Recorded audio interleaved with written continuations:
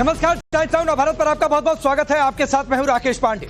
शाम के 5 बजने वाले हैं। वक्त हो गया है देश के सबसे पसंदीदा डिबेट शो राष्ट्रवाद का। राष्ट्रवाद यानी देश से बढ़कर कुछ नहीं। और आज का सवाल की जातीय जनगणना का काउंटडाउन शुरू हो गया है। अंबेडकर पर संग्राम इतना क्यों छिड़ा? अंबेडकर की तस्वीर पर पहले अखिलेश यादव फंसे, अब लालू यादव पर भी वही आरोप। आगे क्या होगा? देश में जनगणना कराने का आज ऐलान हो गया। बाकायदा इसके लिए गजट नोटिफिकेशन जारी हो गया और इस ऐलान के साथ ही जाति की राजनीति की बिसात भी बिछाई जाने लगी है। लेकिन जाति में बांटों की सियासत करने वाले, खुद को सामाजिक न्याय का पुरोधा बताने वाले ही बाबा साहेब अंबेडकर के अपमान को लेकर विरोधियों पर, मतलब बीजेपी के टारगेट पर है। बीजेपी आरोप लगा रही है कि दरअसल ये सिर्फ वोट बैंक की सियासत कर रहे हैं, दलितों का अपमान कर रहे हैं, बाबा अंबेडकर का भी अपमान कर रहे हैं। आरजेडी के मन में बाबा साहेब के लिए सम्मान नहीं और दरअसल इस तस्वीर को लेकर आधार बनाकर यह हमला किया जा रहा है। जब लालू यादव के जन्मदिन पर यह तस्वीर बाबा साहेब अंबेडकर की उनकी पैरों के साथ दिखी थी। इससे पहले अखिलेश यादव की ऐसी तस्वीर, आधा अखिलेश यादव आधा बाबा साहेब अंबेडकर। सवाल यह है कि सावरकर पर भी हमला करते हैं, बाबा साहेब को भी अपनी सियासत का इस्तेमाल करते हैं। सवाल की क्या सिर्फ वोट बैंक के लिए? करेंगे चर्चा, लेकिन पहले रिपोर्ट।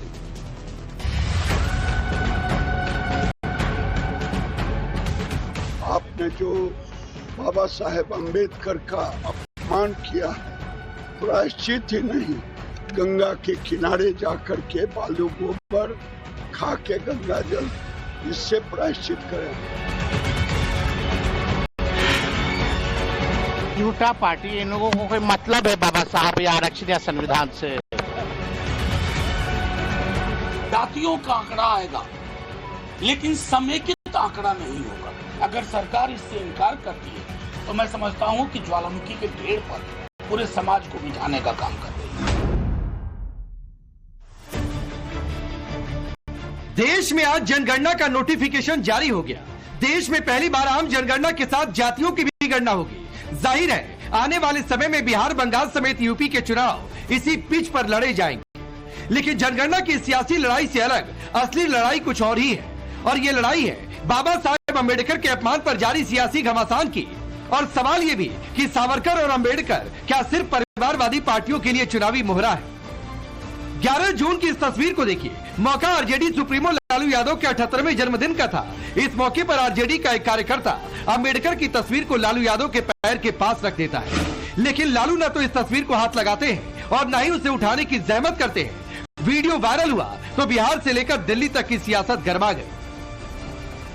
बीजेपी ने इसे बाबा साहेब अंबेडकर का अपमान बता दिया। आरोप लगा कि दशकों से खुद को सामाजिक न्याय का पुरोधा बताने वाले लालू ने बाबा साहेब की तस्वीर को न तो उठाया, न सम्मान दिया और न ही छूना तक जरूरी समझा। इन्हें दलित समाज का वोट तो चाहिए, लेकिन उनके आराध्य पुरुष का अपमान करने से नहीं चूकते। ये सिर्फ अपमान नहीं, एक मानसिकता का पर्दाफाश है। इसके बाद तो लालू से माफी मांगने की डिमांड शुरू हो गई। बीजेपी नेता और केंद्रीय मंत्री गिरिराज सिंह ने तो लालू से गंगा किनारे जाकर बालू फाक कर प्रायश्चित करने की मांग कर दी। लालू यादव जी का असली चेहरा निकल के आया है दलितों के प्रति, और अंबेडकर जो भगवान की तरह पूजे जाते हैं पूरे देश में, और ये अहंकार कि मैं फलाने का वोट वो वोट लें।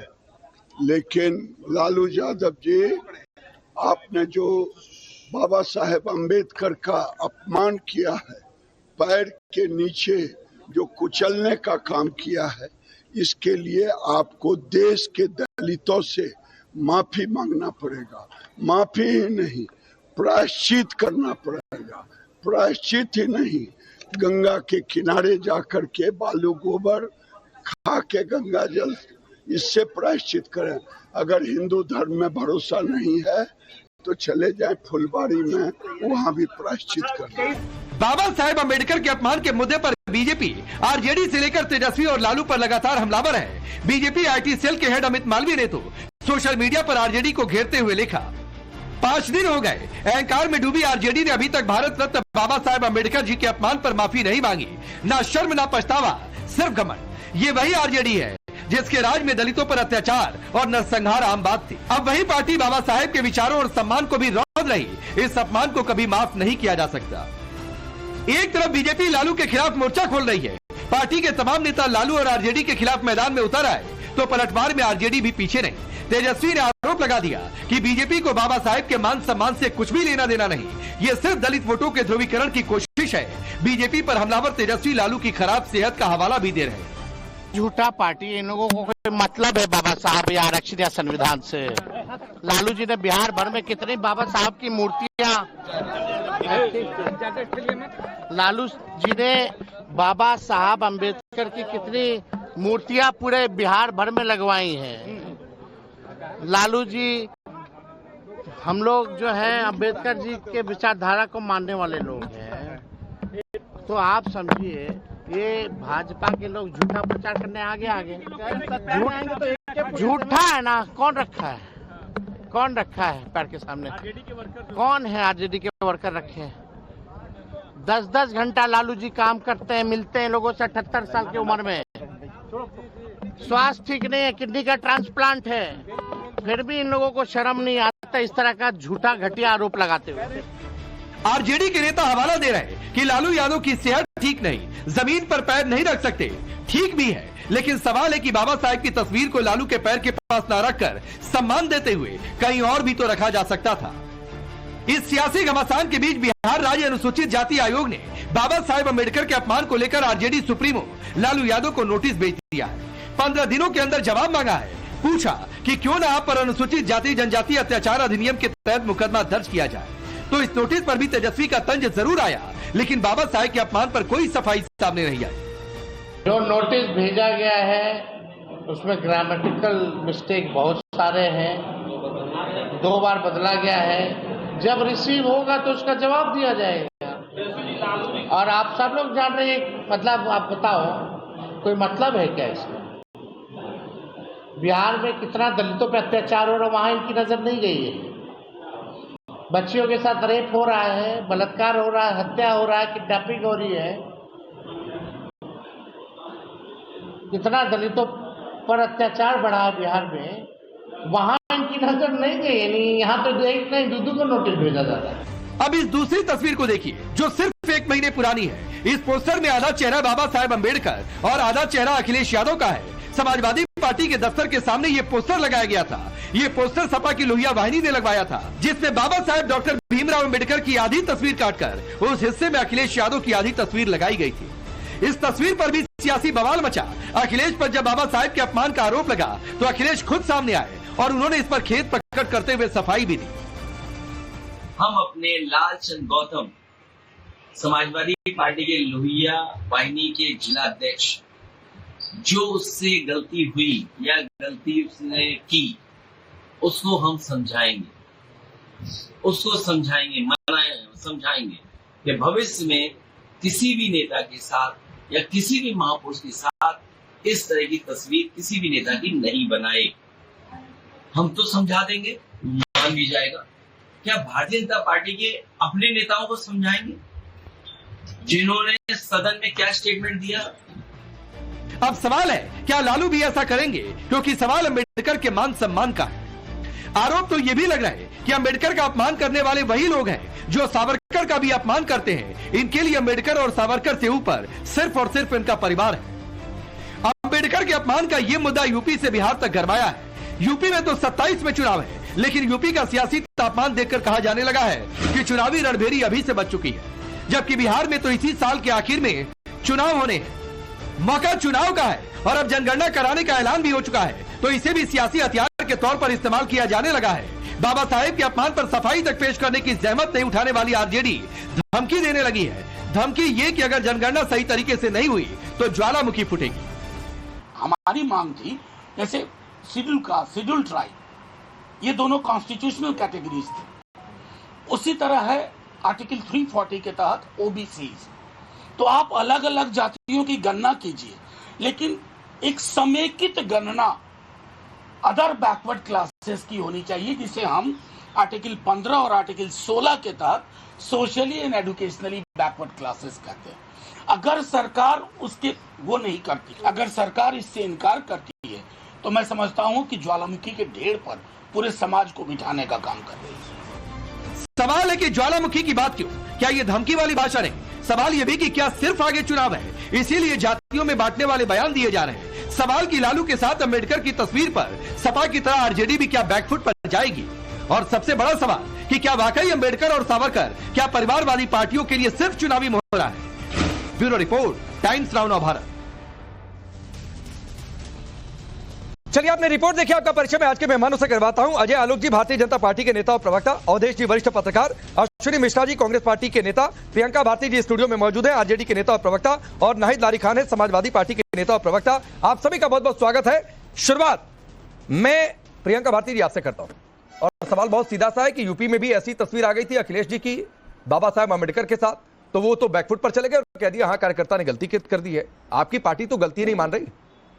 देखिए, विरोध प्रदर्शन से लेकर के चाहे लाठी गोली खाना हो, हमने इनको पहले मजबूर कर दिया जातिगत जनगणना करवाने पर।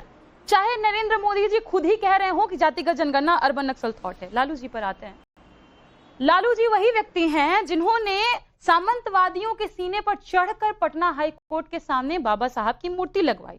सवाल भाजपाइयों से पूछिए, क्या ये वही लोग नहीं हैं जो ग्वालियर में बाबा साहब की मूर्ति का विरोध कर रहे हैं? क्या इनके सर्वा अमित शाह जी ने ये नहीं कहा अंबेडकर अंबेडकर अंबेडकर मत करो, इतना नाम लेते भगवान का तो स्वर्ग मिल जाता? क्या ये वही सावरकर को नहीं पूजते हैं जो सावरकर बाबा साहब को गिरगिट बोला कि भौंकता है, कुटिल बोला? उसके अलावा क्या ये वही भाजपाई नहीं है जिनके लोग बाबा साहब को गालियां देने नहीं थकते और हिंदू कोड बिल के खिलाफ भाजपाइयों ने अंबेडकर का पुतला दहन किया था? क्या ये वही भाजपाई नहीं है जिनकी मुख्यमंत्री दिल्ली में जैसे ही मुख्यमंत्री बनी सबसे पहला काम जो उन्होंने किया वो किया बाबा साहब की फोटो को वहां से हटवा देना? कौन सा सम्मान दे रहे थे? मैं बताती हूँ असली जातिवादी कौन है। लिस्ट पढ़ रही हूँ, बस 1 मिनट चाहिए। इनके जितने भी राष्ट्रीय अध्यक्ष हैं, क्योंकि ये एक जात की पार्टी है भाजपा, जितने इनके राष्ट्रीय अध्यक्ष हैं, अटल बिहारी वाजपेयी ब्राह्मण, मुरली मनोहर जोशी ब्राह्मण, जनक कृष्णमूर्ति तमिल ब्राह्मण, नितिन गडकरी ब्राह्मण, जेपी नड्डा ब्राह्मण, अमित शाह जी वैश्य, एक दलित हुए बंगारू लक्ष्मण जी। कितने लोगों की डाइवर्सिटी आपको दिख गई इस पार्टी में? हमेशा से बाबा साहब का अपमान करने का काम किसी ने किया है, तो इन लोगों ने अगर अपमान नहीं किया होता तो अमित शाह जी अभी तक माफी मांग चुके होते। नहीं, मैं पूछ रहा हूँ प्रियंका जी, आपने तमाम लिस्ट गिराई, अजय आलोक उसका जवाब देंगे। मैं कह रहा हूँ आप एक लाइन नहीं बोल पा रहे कि वो तस्वीर जहां पर रखी हुई थी वो जगह गलत थी। देखिए, आपकी पार्टी का कोई नेता नहीं बोल पाया पैरों में रखेंगे बाबा साहब अम्बेडकर की तस्वीर को। इसका भी जवाब लीजिए। मुझे लगता है कि अगर भाजपाइयों को मोतियाबिंद हुआ है तो बिहार में तो इलाज नहीं मिलता है, बोलेंगे तो झारखंड में इलाज करवा देंगे।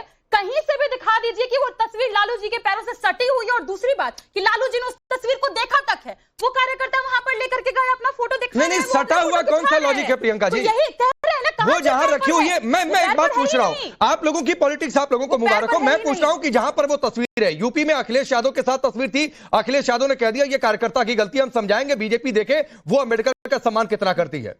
मैं उसको अप्रिशिएट भी करता हूं जो उन्होंने लिया, लेकिन आपको नहीं लगता कि ये जो तस्वीर जहां पर रखी हुई थी वो पोजीशन गड़बड़ थी, वो जगह गड़बड़ थी?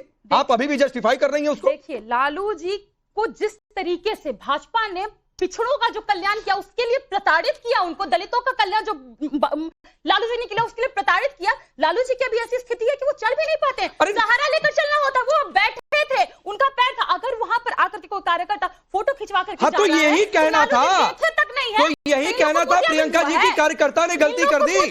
आप लोगों की पार्टी की ओर से एक नेता ने नहीं कहा कि कार्यकर्ता ने गलती कर दी। ठीक है, लालू जी की, अरे पैर के पास रखा, लालू जी की सेहत ठीक नहीं है, पैर नीचे नहीं रख सकते, ठीक है, लेकिन वो तस्वीर क्या कहीं और नहीं रखी जा सकती थी? मैं बस ये पूछ रहा हूँ। अपना कार्यकर्ता वो अपनी तस्वीर खिंचा रहा है, कहीं से कोई गलती नहीं है। और रही ये इन लोगों की बात ना, अंबेडकर पर बोलेंगे तो सबसे पहला सवाल यही है, अमित शाह कब इस्तीफा दे रहे हैं, कब अजय आलोक जी, सदन के भीतर? अजय आलोक जी, आरजेडी अभी भी नहीं मान रही है कि गलती हुई है, तस्वीर गलत जगह पर थी। वो कह रहे तस्वीर पैर से सटी नहीं हुई थी, बाकी सब ठीक है। तो वो अपने चरित्र के हिसाब से तो ठीक ही काम कर रहे हैं। आरजेडी ने सही काम किया कब है जो कभी गलत को गलत कहेगी? सही काम करने का चरित्र ही नहीं है इस पार्टी में। अभी भारतीय जनता पार्टी के सारे अध्यक्षों की लिस्ट गिना दी, अब कहती है कि वेरिएशन बताइए कहां है।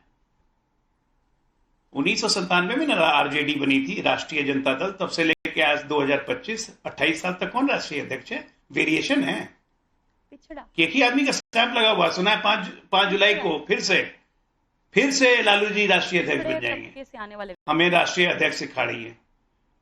जब लालू जी की बात होती है ना तो बिहार याद करता लक्ष्मणपुर बात थे, 12 नरसंहार, जिसमें दलितों को काट दिया गया। दलित महिलाओं के, मैं आप महिला हैं, मैं बोलना नहीं चाहता हूं, लेकिन दलित महिलाओं के भी उनके प्राइवेट अंगों को काटा गया था, और वो लालू जी बन गए दलितों के मसीहा, पिछड़ों के मसीहा। कौन लोग काटा था? अम्बेडकर का अपमान, अम्बेडकर को कोई माना ही नहीं है। कर्पूरी ठाकुर के बारे में क्या बोलते थे?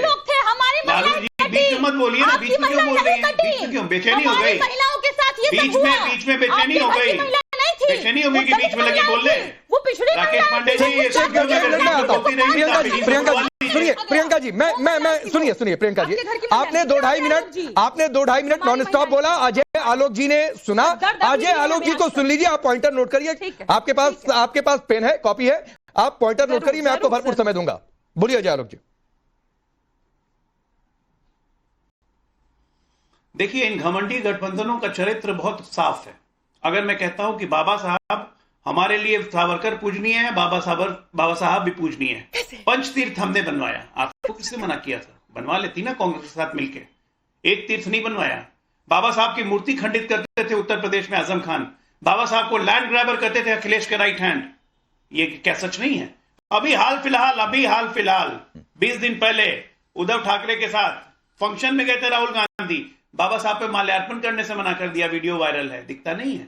और जहां तक रही आरजेडी को तो दलितों से कभी प्यार नहीं है भाई। माले के बारे में क्या कहते थे? वो माले जिनको इस बिहार में दलितों को काफी समर्थन मिलता है, मुड़ी कटवा पार्टी है, उसी माले के साथ अलायंस कर। ठीक, जितना प्रताड़ित दलितों को आरजेडी ने बिहार में किया है, उतना ही प्रताड़ित सपा ने किया उत्तर प्रदेश में। और देशव्यापी प्रताड़ना, ठीक है प्रियंका जी, आप रिप्लाई करिए। मैं एक सवाल को ऐड कर देता हूं। मनोज झा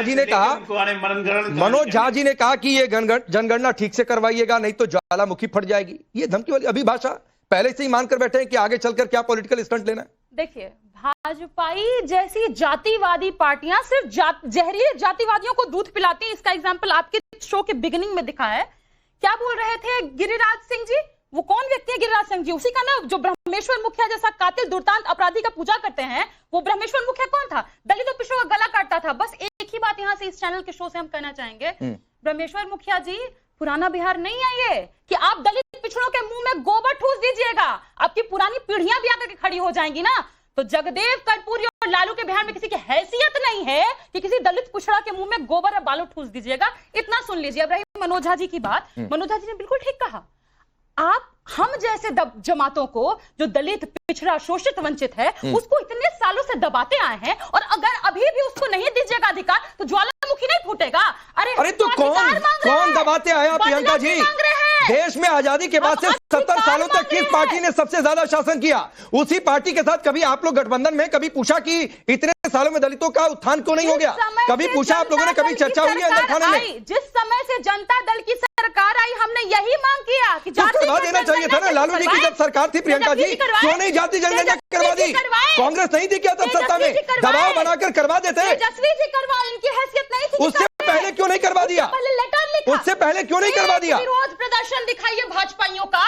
फिर आपसे पूछ रहा हूं कि कांग्रेस के साथ गठबंधन है ना आपका, कांग्रेस बैकफुट पर भी है, छोटा भाई भी है गठबंधन में। कभी आप लोगों ने पूछा चर्चा में कि जाति जनगणना क्यों नहीं आजादी के बाद 70 सालों में करवा दिया? बिल्कुल किए। जिस समय में सर्वे भी हुआ उस समय में भी हमने कहा, सबसे पहले जब हमारे देवेगौड़ा जी की सरकार थी, हमने उसको सदन में पास करवाया। हमने कहा कि जातिगत जनगणना होगी। 2001 में आए अटल बिहारी वाजपेयी जी, रोक दिया क्योंकि उनको लगा अरे दलित पिछड़ों का अधिकार मिल जाएगा। तो आंकड़ा ही नहीं जारी हुआ जो कांग्रेस के समय में हुआ था आखिरी जनगणना। भी हमने वो फिर वहां पर भी सर्वे की बात हुई, सोशल इकोनॉमिक सर्वे होती, उसके बाद भी नहीं जब लागू हुआ उसका आंकड़ा नहीं आया। विरोध प्रदर्शन में ठीक है, मैं आगे बढ़ता हूं। लालू यादव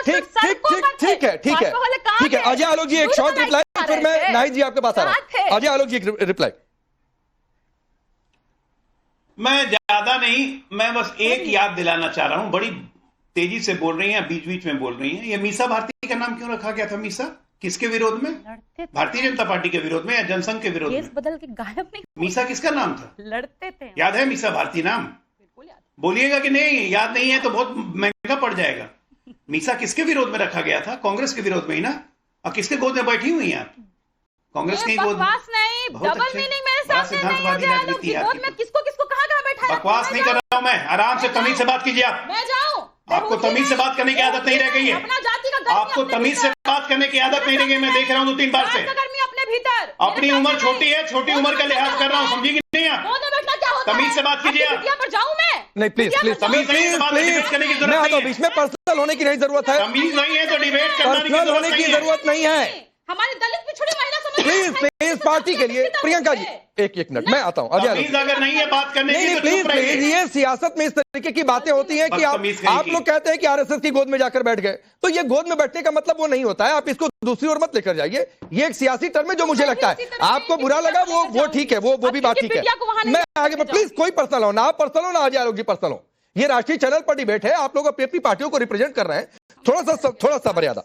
अब नाहिद जी एक तस्वीर आई, तमीज सीखना चाहिए, ठीक है, तमीज सीखना चाहिए कि किस क्या बोल रहे हैं। प्लीज प्लीज मैं आगे बढ़ रहा हूं, पर्सनल मत होइए। नाहिद जी एक तस्वीर यूपी से भी आई थी और एक बात बड़ी कॉमन है जिस पर मैं चर्चा को लेकर जाना चाहूंगा कि अंबेडकर पर कांग्रेस भी, सावरकर पर कांग्रेस भी बोलती है, आप लोगों की पार्टी भी बहुत समर्थन तो करती नहीं है, आरजेडी का भी स्टैंड कमोबेश वैसा ही है। तो एक कहा जा रहा है कि क्रोनोलॉजी है कि अंबेडकर सावरकर सिर्फ आप लोग चुनाव में इस्तेमाल करते हैं, चुनावी बिसात पर वोट बैंक के लिए।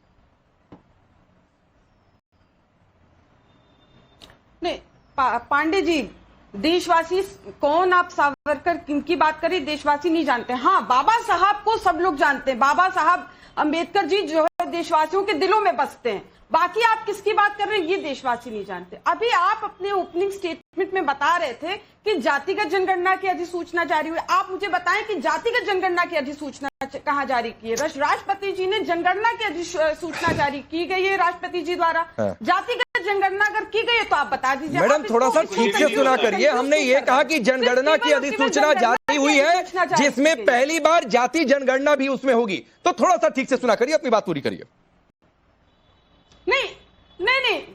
नहीं ठीक है, लेकिन ये आपने ये नहीं बता, आपने इसको कंफ्यूजिंग बना दिया। नहीं, क्या कंफ्यूजन है? सिर्फ जनगणना की जारी हुई है, जातिगत जनगणना की उसी में जाति जनगणना, ये स्पष्ट बात है। हाँ ठीक है। एक बात नहीं, आप दिखाइए कहाँ लिखा है अधिसूचना में, आप दिखाइए कहाँ आज जो अधिसूचना जारी हुई। ठीक है, चलिए उस पर भी आ जाएंगे, पहले अपनी बात, सवाल का जवाब दीजिए, उस पर भी आ लिखा है। हाँ ठीक है।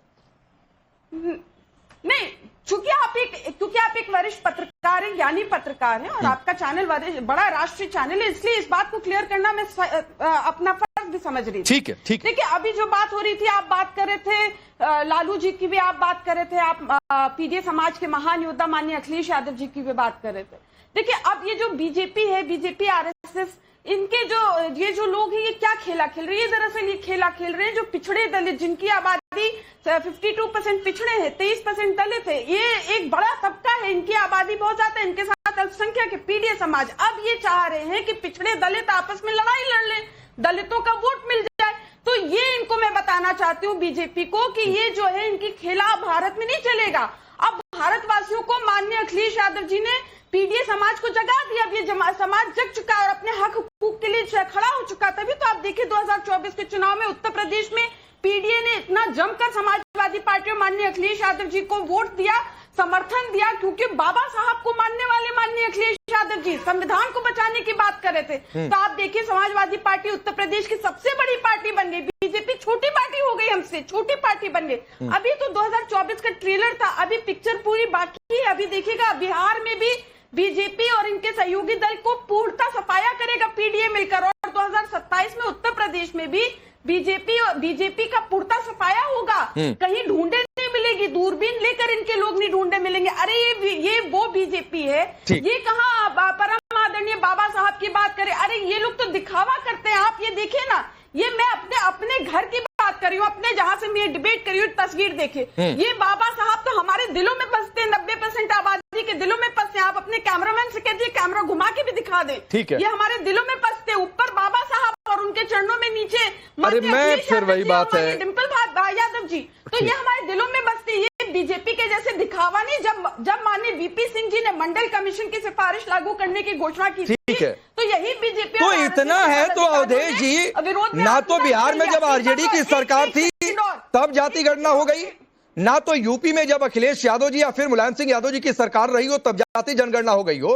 लेकिन हाँ साहब, अभी मुद्दा है, वो मुद्दा शायद बीजेपी ने खींच लिया हो, तो फिर कहीं ना कहीं से कुछ कहना है, इसलिए विरोध हो रहा है। नहीं मैं देखिए केवल जाति जनगणना तो छोड़िए ना, इन्होंने मांग की हो ये बताइए ना। भाई बीपी सिंह की सरकार में तो सभी पार्टियां शामिल थी। अगर कहा हो कि भैया जाति जनगणना भी करा दो, एक बयान दिखा दीजिए ना। पहले कभी बयान भी नहीं दिलाया गया कि इसकी ये बात हो रही है। दूसरी बात कि यूपीए सरकार में तो ये शामिल थे। यूपीए सरकार में तो बाजाबता मनमोहन सिंह ने कहा ठीक है भैया जाति जनगणना करा लो। क्यों नहीं कराई गई? उसको जनगणना आयुक्त की बजाय उसको ग्रामीण विकास मंत्रालय से सामाजिक आर्थिक सर्वे के नाम से जाति जनगणना कराई गई कि यह मान्यता नहीं रहे संविधान की। गृह मंत्री पी चिदम्बरम ने उसका विरोध किया उस समय। और इतना ही नहीं, जब नरेंद्र मोदी सरकार, प्रधानमंत्री नरेंद्र मोदी की सरकार बनी और मोदी सरकार के कैबिनेट ने फैसला किया कि हम इस जनगणना रिपोर्ट को जारी कर देंगे, तो आप संसद का रिकॉर्ड देख लीजिए और उस समय का खबर निकाल लीजिए। लालू जी, मुलायम सिंह यादव जी, सबने इसका विरोध किया कि राजनीति कर रही है, जारी नहीं होना चाहिए।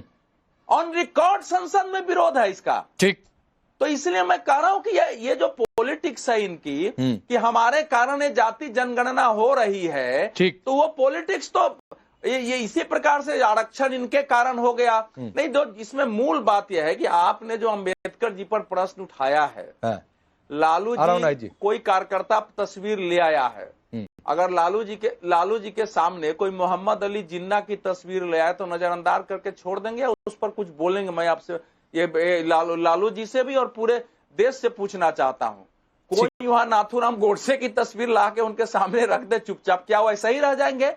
अंबेडकर जी की तस्वीर सामने आई है, लालू जी बीमार हैं, बैठे हुए, ये भी ठीक है। नायक जी कुछ कहना चाह रही हैं, जल्दी से बोलिए, फिर अश्विनी भाई आपके पास आ रहा हूं। नहीं, सुनिए प्रियंका, नहीं प्रियंका भारती बीजेपी की केंद्र सरकार बीच में बोलती है, अकेले वही नहीं है ना भाई, हो गया गलती आरजेडी की है। नहीं, गलती आरजेडी की है। आरजेडी एक खेद प्रकट करने के लिए तैयार नहीं है, क्योंकि लालू जी से बड़ा। अच्छा ठीक है, वो खेद वाला सवाल मैंने शुरू में ही पूछ दिया था। नायक जी कुछ बार इशारा कर रही है, देखिए एक बार सुन लीजिए फिर रिप्लाई करिएगा। बोलिए नायक जी। मैदान में बैठा के उनको शंकराचार्य घोषित किया और नया कल्ट शुरू किए थे।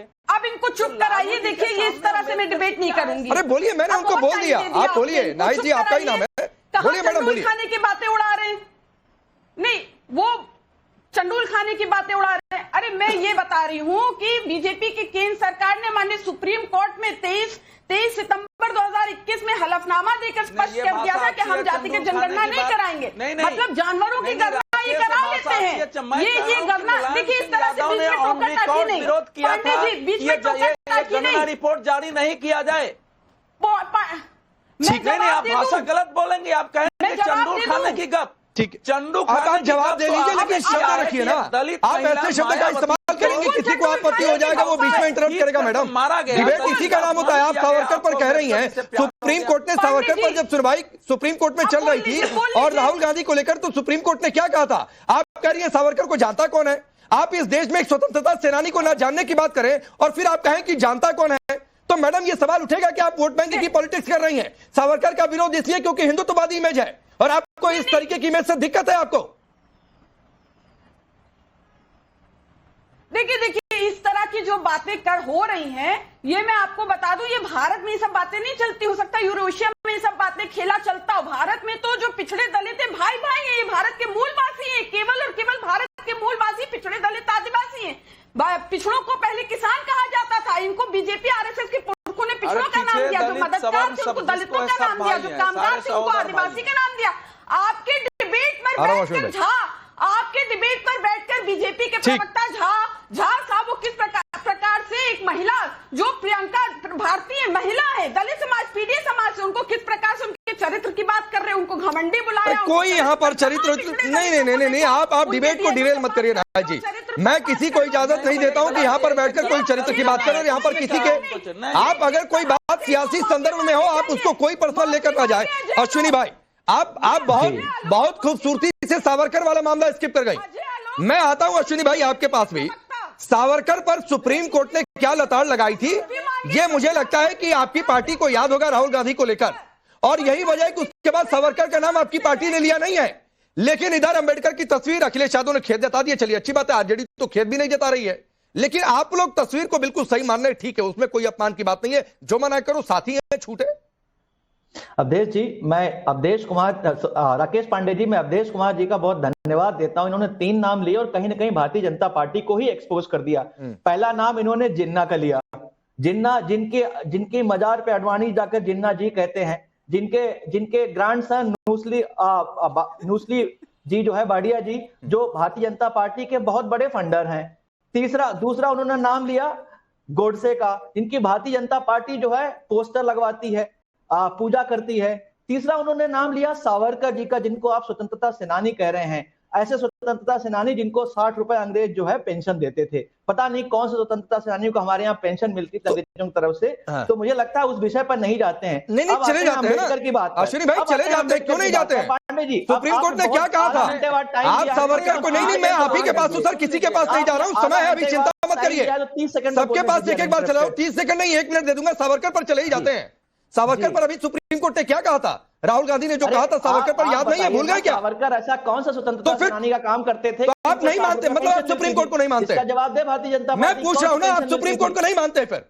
अरे आप बताइए ना, आप उसको एक्सप्लेन करिए। सावरकर पर हम देश मानहानि का मुकदमा जो बोला था राहुल गांधी ने, चल रहा है ना सुप्रीम कोर्ट में? क्या कहा था सुप्रीम कोर्ट ने?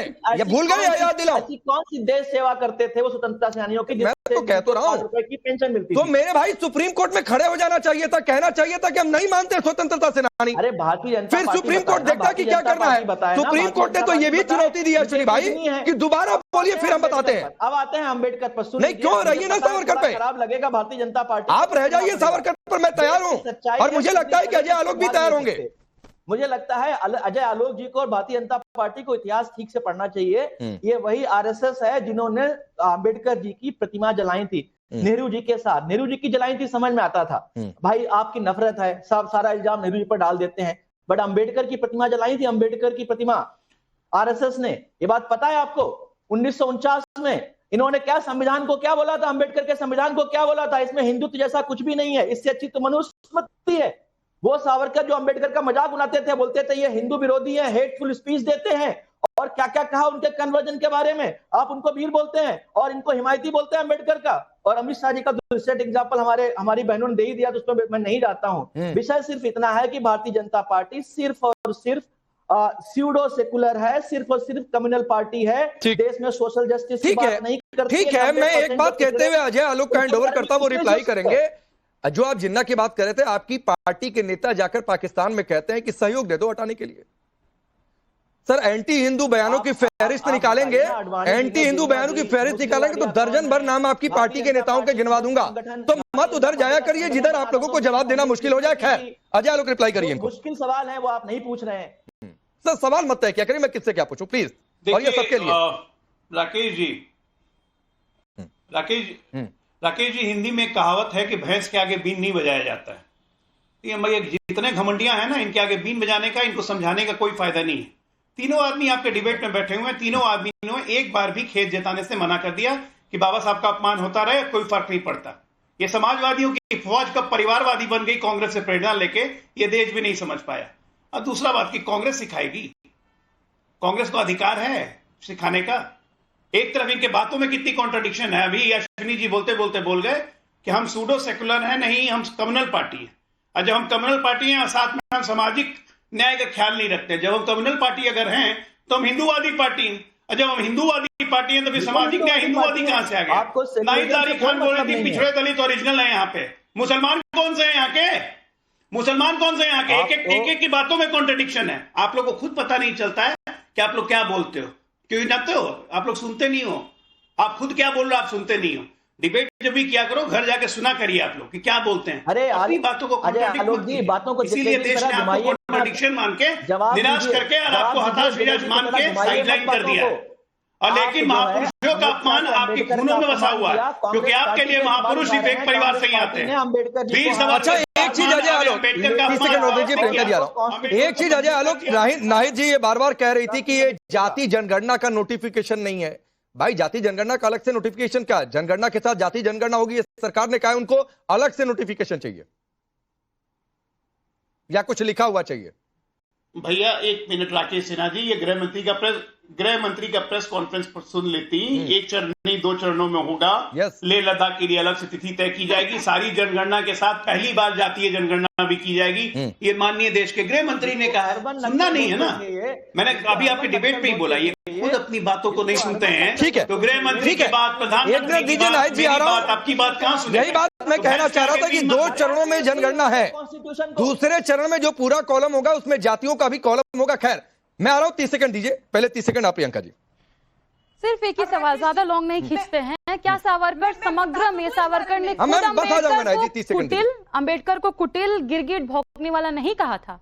बहुत कोशिश कर रहे हैं आप लोग कि किसी तरह से सावरकर और अम्बेडकर बाबा साहब को इक्वेट कर दे। नहीं हो पाएगा, कभी नहीं होगा। पैरों की धूल है अम्बेडकर की, आपके माफी वीर सावरकर, बराबर करने की कोशिश मत करिए, क्योंकि आप हमेशा से इसी फिराक में लगे हैं कि किसी तरह से अम्बेडकर को छोटा दिखाया जाए, बाबा साहब को छोटा दिखाया जाए। हर बार बाबा साहब का अपमान करने का पूरा ट्रैक रिकॉर्ड है। ठीक है, ठीक है, बस जवाब दे दें हमको। ठीक है, ठीक है, 15-20 सेकंड नाहिद जी आपके पास, 15-20 सेकंड नाहिद जी आपको, फिर अवधेश जी आप रिप्लाई करिएगा प्लीज। सावरकर या अम्बेडकर? ठीक है, बोलिए आलोक जी। सावरकर को चुनते हैं या अम्बेडकर को? क्योंकि बाबा साहब ने कह दिया था कि 2 नेशन। ठीक है, मैं पूछ लूंगा, 1 मिनट रुक जाइए, समय कम है। खतरनाक है। अम्बेडकर साहब को आप पैर में रखिए। क्या बोले पांडे जी?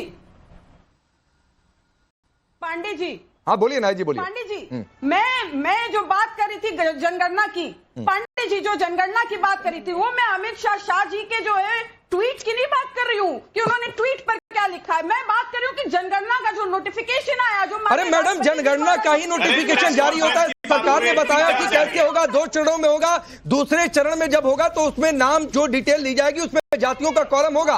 अभी आपको नहीं समझ में आ रहा है, आपको नोटिफिकेशन अलग से चाहिए, तो मैडम आपको मांग करिए, आपका पॉलिटिकल हक हो सकता है। 10 सेकंड में अजय आलोक जी बार प्रियंका जी आपका नाम दे रही थी, 10 सेकंड में रिप्लाई कर दीजिए बस। आप चिल्लाते क्यों हैं?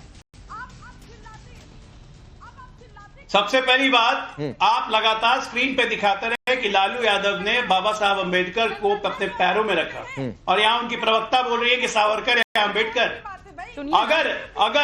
अगर बाबा साहब इस देश की बुद्धि थे जिन्होंने संविधान दिया, तो सावरकर इस देश का दिल थे जिन्होंने इस देश को दिशा दी। अगर जाके पढ़िए इतिहास में, ठीक है, भारत के पहले स्वतंत्रता आंदोलन। ठीक है, वक्त इतना ही है, सबको रोकता हूँ। प्रियंका जी एक एडवाइस देते हुए कि माफी वीर वाली कहानी कांग्रेस को भी कोर्ट में भारी पड़ रही, तो बचिए। आप सबका बहुत बहुत शुक्रिया।